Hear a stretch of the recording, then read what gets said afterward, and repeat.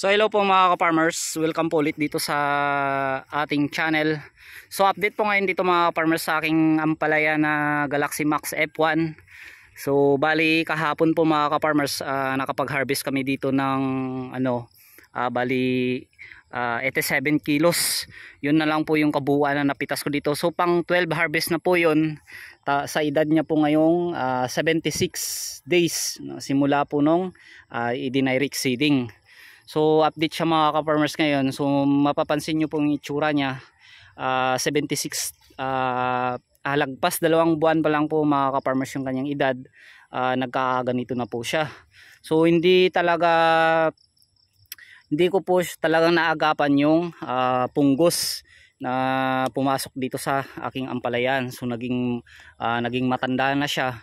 Pero napansin ko mga ka-farmers, meron pa siyang mga talbos na lumalabas na bagong talbos. So tuloy pa rin naman po yung abono namin dito. At saka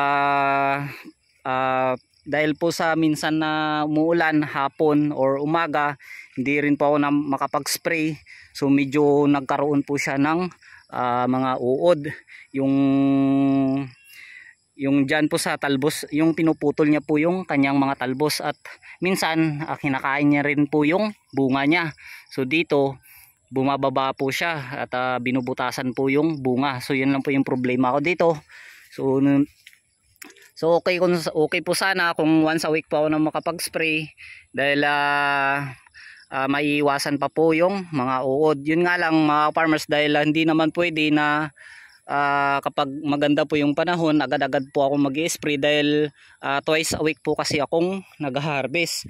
So hindi po ako makapag-spray kapag isang araw na lang po yung pagitan, makapag-harvest na ulit ako, dahil hindi po yun pwede, dahil may lason po yung kanyang bunga.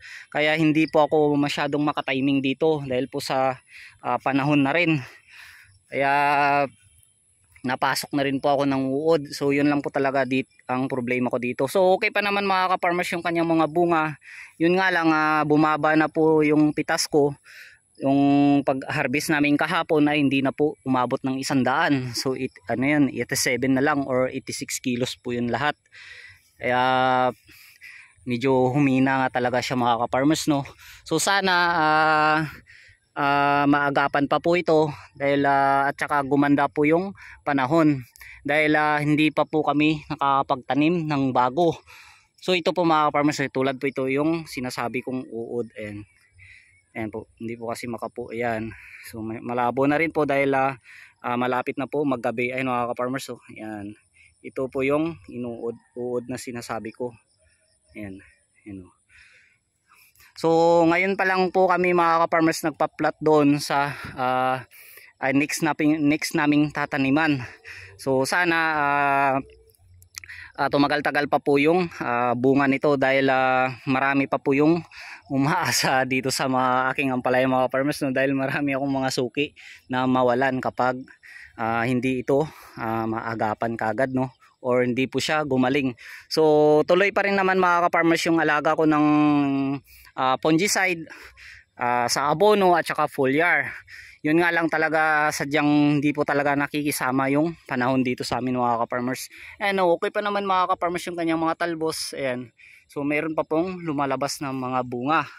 So talagang nagiging busy kami dito mga ka-farmers, no, dahil sa land prep, dahil dalawa lang kami dito ng partner ko. Buti nga at nagkaroon po ako ng partner, meron po akong kasama sa pagpa-plot. So ayan mga farmers, pansin po yan nyo dyan, yan po yung na-plot naming ilang araw po yan bago matapos, dahil dalawa lang kami. Yan po yung pagtatamnan ng talong, pangalawang tanim. So ito naman, may mga kalabasa po yan dyan mga ka-farmers, di po pansin dahil sa damo.